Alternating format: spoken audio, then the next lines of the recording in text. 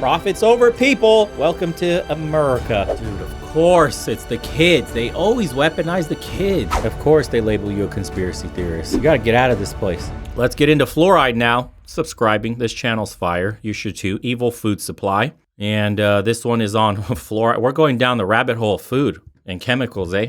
Let's do it. Might as well start some Y-files after this. Let's open that tab up. We're going down, boys. Apple announces Crest toothpaste with Fluoristan, its exclusive fluoride compound, world's greatest weapon against decay. Look, Mom, no cavities.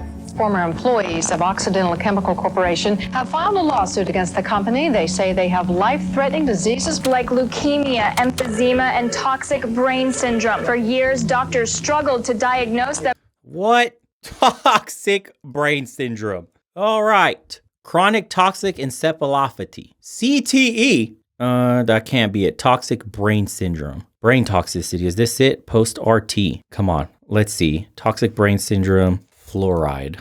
Whoa. This is from the NIH, man. Developmental fluoride neurotoxicity. After the discovery of fluoride as a cavity preventing agent in the mid-20th century, fluoridation of community water has become a widespread intervention, sometimes hailed as a mainstay of public health. However, this practice results in elevated fluoride intake and has become controversial for two reasons. First, topical fluoride application in the oral cavity appears to be a more direct and appropriate means of preventing caries. Yeah, it's cavities. Second, systemic fluoride uptake is suspected of causing adverse effects. Now, this is what we're all dealing with. In particular, neurotoxicity during early development. The latter is supported by experimental neurotoxicity findings and toxicokinetic evidence of fluoride passing into the brain. Whoa. I'll read just a part of the results right here. 14 recent cross-sectional studies from endemic areas with naturally high fluoride concentrations in groundwater supported the previous findings of cognitive deficits in children with elevated fluoride exposures. Oh, man. And they're wondering how our kids are getting dumber and how these latest generations don't seem to be as smart as the ones previous, creating dumber adults. Wow. All right. But finally, they found a common link. It was fluoride.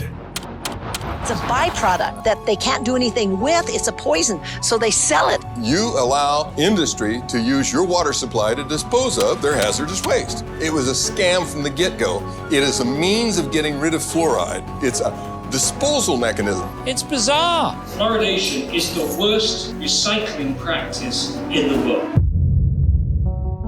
So, you're Alcoa in the 1930s, a giant corporation that makes products out of aluminum. And honestly, you've created some pretty amazing things. Tea kettles, foil, airplane parts. But one thing that sucks about manufacturing aluminum is that it's a super messy process. Because, guess what? Raw aluminum doesn't come all perfect and soft and ready to be molded into a frying pan. It needs to be chemically processed and broken down. And this chemical process produces a lot of highly toxic chemicals like ammonia, methane, and fluoride. And we're not talking about the natural fluoride that occurs in caves and stuff. We're talking about an artificial, man-made fluoride compound that is way more toxic. Like really, really toxic. Hydrofluorosilicic acid does not occur in nature. It's a man-made molecule. And it eats through concrete, glass, stainless steel, fiberglass, plastic. You name it, it'll eat it. The problem is, it would be super expensive to dispose of this toxic fluoride in a safe and responsible way. So... Was that what that was? Was that combustible? It catches on fire. Oh my God. Of course. It's always about the money, baby. Profits over people. Welcome to America. It's a 1930s factory owner to do. Why not pipe it into the air or dump it in the river? I mean, come on, it's the 1930s. This is the dawn of the industrial age. No one cares that factories are dumping toxic chemicals into the river. No one even knows what the long-term effects of these industrial waste chemicals are. They're too busy making up for prohibition or whatever people did in the 30s. So as the years went by, you continued to flood the rivers with this fluoride waste. And everything was going fine and dandy for decades. Until things started to go south. See, you've been dumping fluoride into the air and water for over 30 years now, and people were starting to notice. Alcoa factory workers were showing symptoms of poisoning from the fluoride gases. Cows from nearby farms were getting really weak. They couldn't even stand on their own anymore. And local dentists were starting to notice strange brown stains and chipping on the teeth of children who live nearby. Fluoride is starting to get bad press. And if that bad press continued, everyone would start connecting the dots to you and your fluoride river dumping frenzy. And if that happens, you're gonna be buried with expensive lawsuits. It would be the end of you. So if you wanna survive this and thrive, then you gotta do something drastic. You gotta find a way to change the public's perception of fluoride from this toxic, poisonous chemical to something that's good for you. And this effort to rebrand fluoride into a healthy chemical would be one of the greatest propaganda efforts known to mankind. It's why today, fluoride has seeped into everything. It's in your toothpaste, Chemical? You're gonna put some chemical in my mouth? tap water, table salt, bottled water. Yes, Crest can really reduce cavities because only Crest has Fluorostan, an exclusive stannous fluoride formula that protects your whole family. Chemical leak this afternoon in Rock Island. The chemical was so strong that it was burning through the concrete there. It was just before 1 o'clock Thursday afternoon when hazmat crews were called to the Rock Island water treatment plant for a chemical spill coming from this tanker truck. The chemical hydrofluorosilic acid is used to add fluoride to the plant's water. After several hours, crews were able to clean up the leak, allowing operations to return to normal. The treatment of the water and the amount of water being used by the public, there's no effect on that at all. So why are we putting that in the water? The United States, Canada, Australia, Ireland, and New Zealand generously provide you with the fluoride in your tap water free of charge.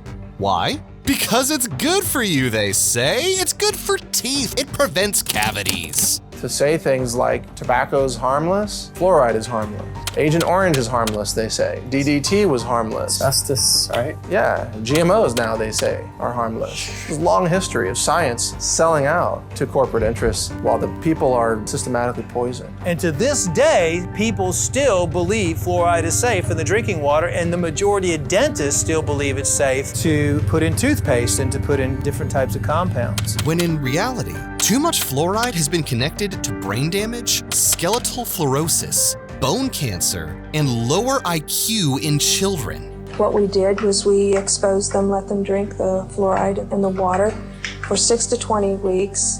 The pattern that we saw, it typically is what we see with other neurotoxic agents that are well known to cause a hypoactivity or a memory problem or an IQ problem.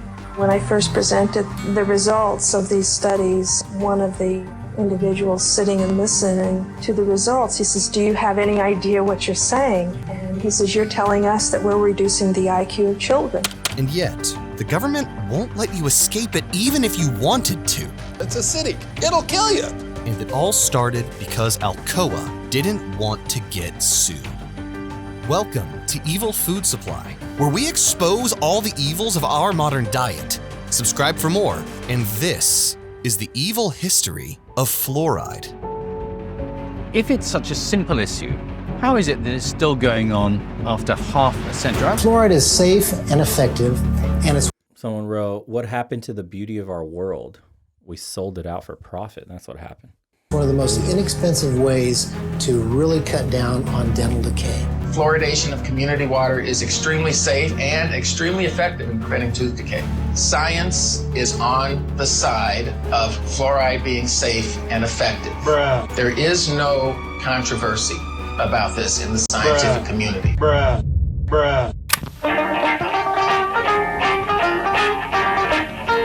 The newest beer can tops have ring tabs made of aluminum from Alcoa. Now beer cans are a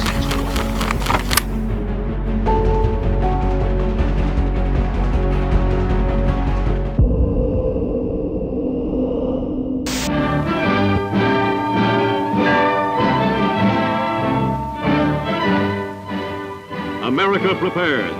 All America alters its pattern of life and work to meet the demand for protection. Industry is at double step to supply the sinews of safety. the armaments of war that an embattled world must have if democracy is to survive. In the early 1940s, the US launched a little something called the Manhattan Project.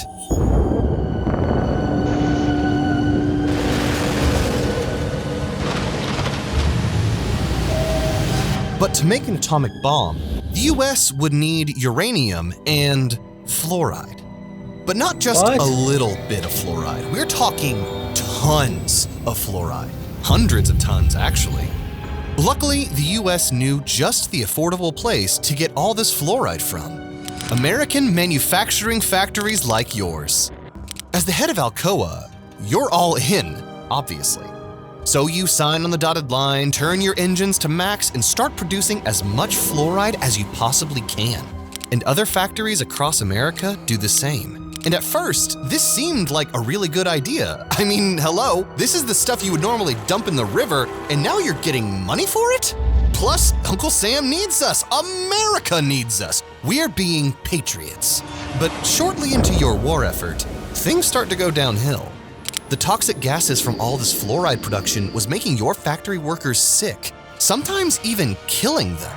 Chemical burns were showing up all over their bodies, including their eyes, throats, and esophagus. Fair-skinned men were leaving the factory with burnt red faces, which is why you made sure to only employ African Americans inside. Holy Constant hell. gas leaks and explosions would literally burn workers to death.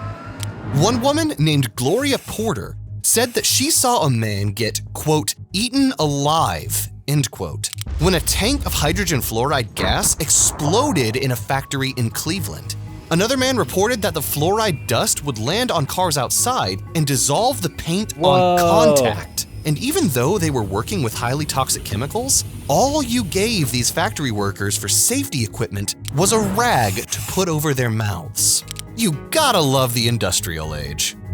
Between June 1945 and October 1946, 477 factory workers were either injured or died from chemical-related accidents in these fluoride factories. And word was getting out. These factory workers lost their lives because of the poor working conditions you set up. Their families could sue you. In fact, they're probably talking to lawyers as we speak. And if they do sue you, your whole business and your life's work could go down the toilet. But luckily, there's one convenient benefit to fluoride that you can use to turn all this fluoride panic around.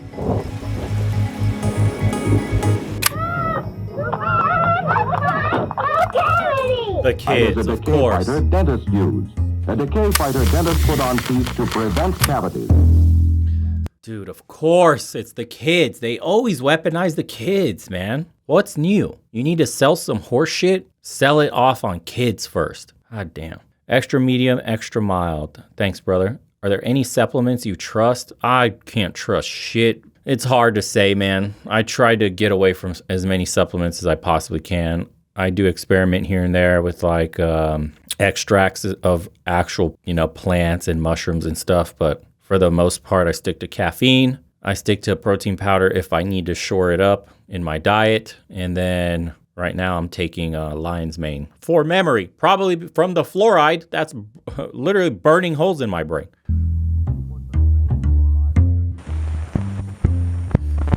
There's no such thing. Preventive medicine for teeth? For fewer cavities? Can't be done. It has. Now Gleam's done it. New Gleam's put preventive medicine in a toothpaste for fewer cavities. What preventive medicine? It's stannous fluoride plus stannous pyrophosphate. Gleam tastes great. No toothpaste fights cavities better. Preventive medicine for fewer cavities in New Gleam. I said it could be done. Back in 1901, a scientist named Frederick Mackay started noticing a strange brown staining on his patient's teeth. This brown staining came out of nowhere and was only happening in his town. No other towns in the area had it, and this was pretty weird. So Frederick did some investigating and discovered that the tap water in his Colorado town had absurdly high levels of fluoride in it. I wonder how that happened. His patients were walking in with these ugly brown stains, but they also had no cavities and rock-hard teeth. And this wasn't a typical thing at the time. In the early 1900s, tooth decay was a really big problem. Teenagers were getting fitted for dentures. Soldiers were failing their health exams. There was even a lucrative black market for false teeth. But this fluoride thing was great for making your teeth stronger. It prevented cavities. Now that is something that we can work with. Now all you have to do is propagate this message to the masses. Of course. You know, honey, I think it just could be the crest. Of the 5 leading toothpastes, only one has fluoride. Only Crest, the cavity fighter. The great thing about this fluoride disaster is that you're not fighting this alone. The government also had their head on the chopping block for encouraging factories to pump out even more fluoride. So you and the government were on the same side. And with the government in your corner, That's called fascism. When corporations and governments shake hands like that and get together at the expense of the people, the republic, that's fascism. That's not democracy. Thing was possible. So here's what you did. First, you hunted down that dentist, Frederick McKay, the guy who discovered that fluoride hardens teeth. And then you use his research to back your case. And you even give him better technology so he can finish his study faster. Might as well support the guy, right? And then you present his study to cities all over America, saying that if these cities added fluoride to their tap water, it would prevent cavities. Of course. And guess what? They drank it up. Wanting to put a random chemical into everyone's water supply may sound crazy today from our point of view. But remember, this was around the end of World War II. Americans had just defeated Hitler. They defeated Japan. They saved the world. And after winning such a vicious war, back home, they naturally became overprotective. They wanted to protect the masses from everything, to prevent bad stuff from happening ever again. So adding fluoride into the water supply to protect people's teeth? Why not? We can't trust them to take care of themselves.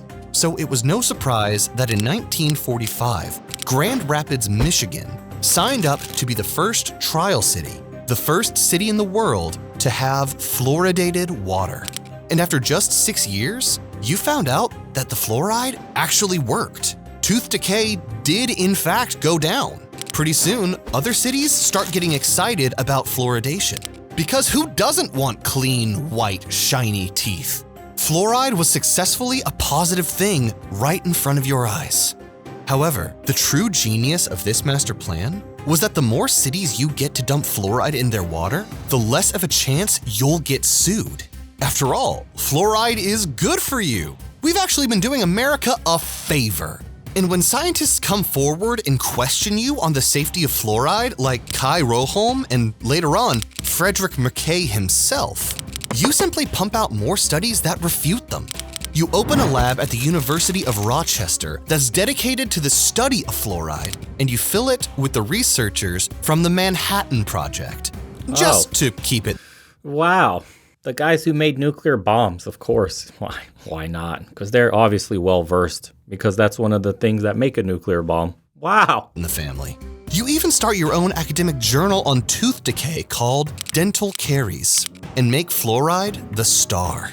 The naysayers were no match for your expert propaganda.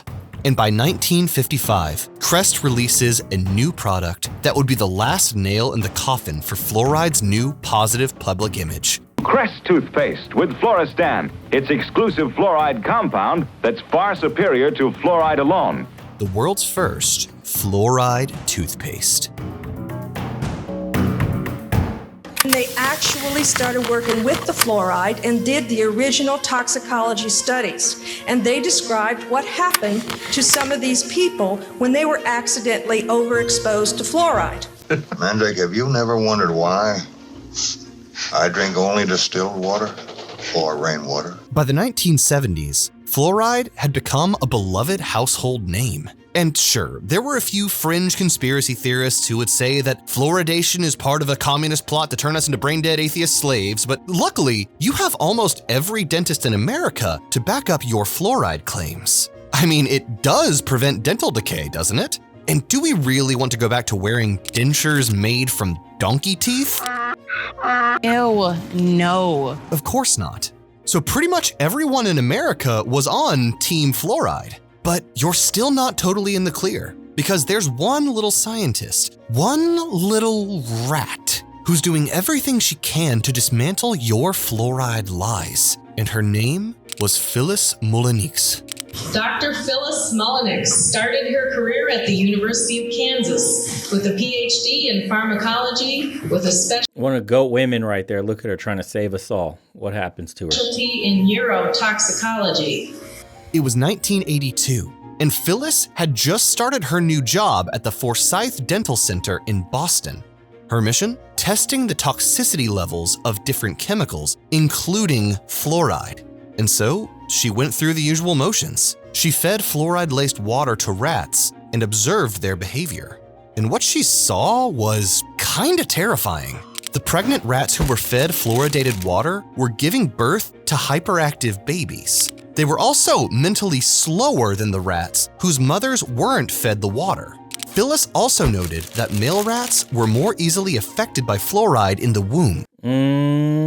Ideas swirling around in your head. You hear this? Hyperactive boys. How many of you then got put on a big pharma pill for HD, ADHD, ADD, so on and so forth? Whereas females were more affected when they drank the water later as young adults. And what's interesting about this study is that it aligns with another study that was published in Canada in 2019, where the male babies of human mothers that drank fluoridated water showed signs of lowered IQ and hyperactivity, while the females did not. There was no question that behavior was vulnerable to fluoride. Whether you got a very short exposure, and this in animals, if they're young, if it's prenatal, or if it's early postnatal, all you needed was 2 or 3 days exposure to this. Wow. And it caused a permanent change in behavior when the animals grew up. Phyllis got pretty excited about this. So excited that she typed out. How many of us here you think are affected by this in our adulthood right now? And you have no idea that the person you are today could be less than what you're actually capable of, but you've been chemically poisoned. Holy. Extra medium, thanks, brother. If you want to try something, try D-aspartic acid and lang oil. Out a whole paper and submitted it to the Journal of Neurotoxicology and Teratology. Right, you can't even sue. See, I got lucky. I was born in Eastern Europe. I don't think they fluorinated their water there. And I lived there for a few years. We didn't come to the United States till a little bit later. I think I might have avoided this, boys. The few. What she didn't know was that she was being watched by none other than Harold Hodge, the head researcher of the Manhattan Project. Yeah, he was still alive at the time. And Hodge was really not happy about this nonsense on the toxicity of fluoride. Sure, he was super old now, but he still didn't want anything to ruin the sparkling clean image of fluoride that he worked tirelessly to build. Plus, if people find out that fluoride really was toxic, then he would definitely get sued or go to jail. And so would all the other companies who poisoned those workers during the days of the Manhattan Project. To top all this off, the dental center also didn't. Isn't that crazy? To cover your own ass, you're willing to sell out everybody else. Instead of manning up and just letting the world know you may have made a mistake while you sit on your piles of cash, not only did you help invent atomic bombs, global death machines, but you're still such a punk that you're willing to sell out humanity for your stupid reputation. Didn't want this paper published because they're being funded by pro-fluoride organizations, and that would be a huge conflict of interest. So yeah, this meddling lady needs to go. So what do? You corner the rat and threaten to fire her if she publishes the paper. And what did Phyllis do in response? She published it anyway. See? You see? That woman's behaving more manly, more like a man with better values. They threaten to fire, say, eat a dick. I'm gonna publish this shit anyway. Okay. And what are you gonna do? That's a G. That's a real boss babe, yeah. After Phyllis turned in her lab coat, she found out the truth on who this Hodge guy really was and why he was always hovering over her experiments at the dental center. It can reduce decay, and 5,000 kids like these help prove it. No toothpaste fights cavities better than New Gleam. And Gleam tastes good. What do you know about fluoride in the water? It's in the water to prevent tooth decay. It's a good thing, Rhett. That's what they want you to believe. Dude, the fact that you can't drink water out of a river anywhere. Stop right there. You know what? Fluoride protects your teeth and is perfectly healthy for you. Well, if Jam says that, then he is a lying idiot. And if you believe it, then so are you. Fast forward to today, and fluoride is still a really big household name. And anyone who questions it is instantly labeled as a conspiracy theorist of Alex Jones standards. Of course they label you a conspiracy theorist, just like they do with white supremacy today. Working out is white supremacy, taking care of your body. It's white supremacy if you're fat and you try to make fun of fat people. Yeah, fatness is derived from white supremacy. This is how they try to discredit you, by calling you a racist or calling you a conspiracy nut with a tinfoil hat. That's how you know you're getting closer to the truth. Gage Canlin, hey brother, big fan. Do you see any solution coming with Western women? I see small change when it's too late. Keep up the good work. Nope, you're better off getting a passport, unless you like searching needle in a haystack style. And then you got to contend with her friends putting crap in her mind, and social media putting crap in her mind, and the laws being against you. Take your pick, bro. We got multiple angles here.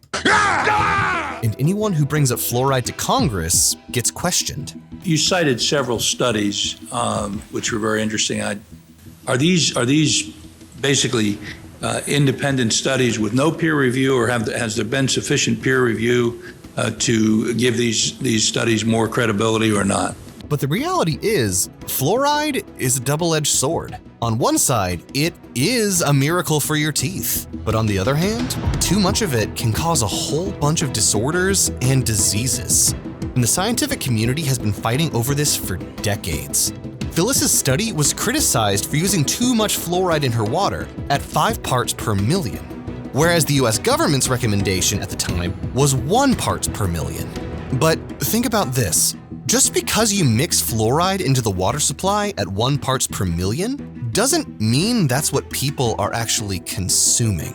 What about all the food products that are made with fluoridated water? Raisins contain fluoride at 2.34 parts per million, wine at 2.02 parts per million, and black tea at 3. You can't trust anything. Holy. Oh, God, I can't even enjoy my tea. You got to get out of this place. It's like inescapable. You can't. Everything is a lie. Jeez, man. Distilled water, meat. That's all you can really do. 0.73. Is that when I drank a Coke, when I drank Snapple tea, when I drank grape juice, that I was really adding to my body burden of fluoride with all these others. The American people, and especially our children, are getting way too much fluoride. 2/3 of children living in fluoridated communities have dental fluorosis in at least one tooth. Dental fluorosis is the visible manifestation of toxic overexposure to fluoride during their developmental years. And let's not forget the undisclosed dumping of fluoride by factories into the water and air. So that 1 parts per... Yeah, think about that. Undisclosed. So we like to think our institutions are functional and they're looking out for us because it's government and Big Brother knows what's best for you. But a bunch of these companies don't think that way. It's profits over people. There are companies even today dumping illegally chemicals everywhere on our land. Hollow Man says distilled water will strip your body of minerals. Actually, I thought the same thing, but again, that's propaganda. Distilled water does not strip your body of minerals. It's actually the healthiest water for you to drink. I used to think the same, man, until you do a deep dive into distilled water. Moonzilla, thanks for the 10. Much love, brother. Damn, dude, now we need passports to get natural women and natural food. Sheesh. Per million turns to 2 parts, 3 parts, 4 parts pretty fast, with fluoridated water at 4 ppm being found to cause bone fractures and skeletal fluorosis in children. It all depends on how much fluoride you actually consume, not how much the government dumps in the water supply, which is next to impossible for the average person to calculate. And I'm sure you're wondering, why aren't we all passing out from fluoride poisoning every time we brush our teeth or drink a glass of water? Well, it's because we're consuming fluoride in super small doses, like a poison drip. And every time we drink it, Our system filters some of it out, but not all of it. One study showed that only 50% of fluoride gets filtered out of the body. So where does the rest go? It gets absorbed into your bones. And according to Phyllis, it also absorbs into your brain, one drop at a time.